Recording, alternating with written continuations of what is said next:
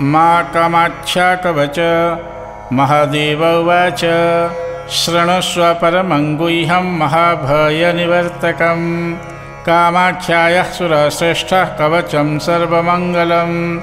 यस्य स्मरणमात्रेण योगिनी डाकिनी गणः राक्षस्यो विघ्नकारिण्यो यश्चान्या विघ्नकारिकः क्षिप्तिपाशा तथा निद्रा तथान्ये ये च विघ्नदः दुरादपि पलायन्ते कवचस्य प्रसादतः निर्भयो जायते मत्र्यस्तेजस्वी भैरवो यमः समासक्तमनाश्चापि जपहोमादिकर्मसु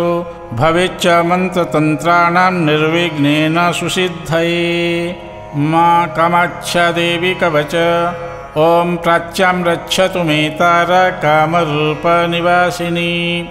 आग्नेय्यां षोडशी पातु याम्यां धूमावती स्वयं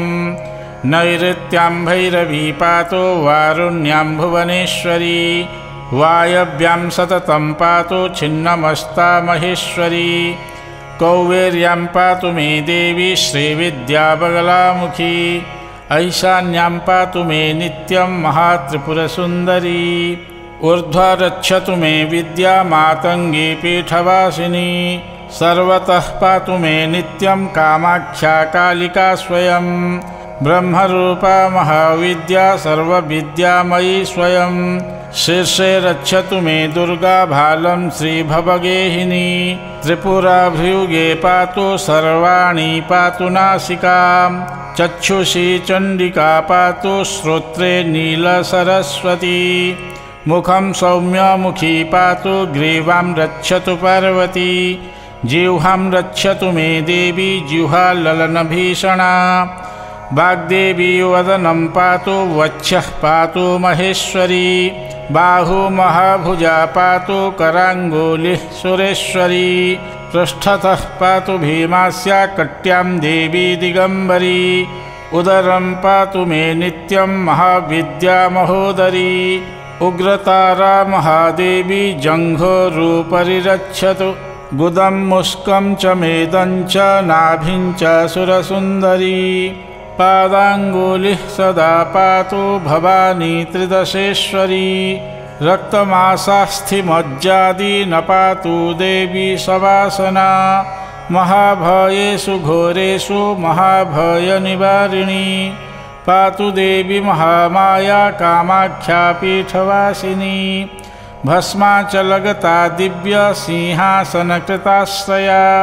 पातु श्रीकालिका देवी सर्वोत्पातेषु सर्वदा रक्षाहीनं तु यत्स्थानं कवचेनापि वर्जितं तत्सर्वं सर्वदा पातु सर्वरक्षणकारिणी इदं तु परमं गुह्यं कवचं मुनिषत्तम कामाख्या भयोक्तं ते सर्वरक्षाकरं परम् अनेन कृत्वा रक्षान्तो निर्भयः साधको भवेत् न तंस्पृशेद भयं घोरं मन्त्रसिद्धिविरोधकं